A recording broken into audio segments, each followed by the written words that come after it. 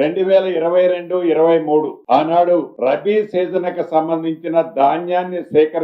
సేకరించిన ధాన్యాన్ని ఆనాటి ప్రభుత్వంలోనే టెండర్లు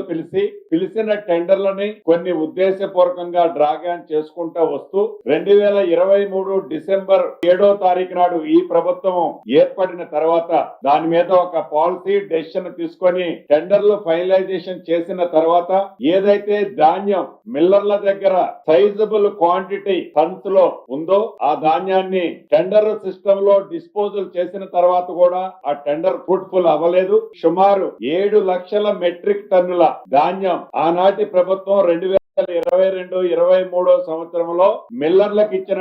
ధాన్యం రికవరీ కాలేదు. దీనికి సంబంధించిన అంశం కూడా ఈ రోజు కేబినెట్ లో డిస్కషన్ వచ్చింది. ఏ ధాన్యం అయితే మిల్లర్ల దగ్గర నుంచి రికవరీ కాలేదో ఆ ధాన్యానికి సంబంధించి న్యాయపరమైన అంశాలు క్షుణ్ణంగా పరిశీలించి ఆ ధాన్యాన్ని ఆ మిల్లర్ల దగ్గరే ఏదైతే టెండర్ వేసినప్పుడు వచ్చిన బిడ్ రేట్ ఉందో అది దొడ్డు ధాన్యానికి ఒక రకం, ఫైన్ ధాన్యానికి ఒక రకం బిడ్ ఏదైతే వచ్చిందో ఆ బిడ్ ప్రకారం ఆ మిల్లర్ల దగ్గర రికవరీ చేసే విధంగా ఎవరైనా మిల్లర్లో పేమెంట్ చేయకపోతే వారి మీద అవసరమైతే చట్టపరంగా పీడీ యాక్ట్ పెట్టడానికి కూడా ఈ ప్రభుత్వం వెనకడుగు వేయొద్దని కేబినెట్ లో నిర్ణయించి దీనికి సంబంధించిన పూర్తి వివరాలు న్యాయపరమైన అంశాలు ఇతరత్ర కూడా మొబిలైజేషన్ కేబినెట్ సబ్ కమిటీ ఏమైతుందో వారిని నిర్ణయం తీసుకునే అధికారాన్ని కేబినెట్ లో ఈ రోజు ఇవ్వటం జరిగింది.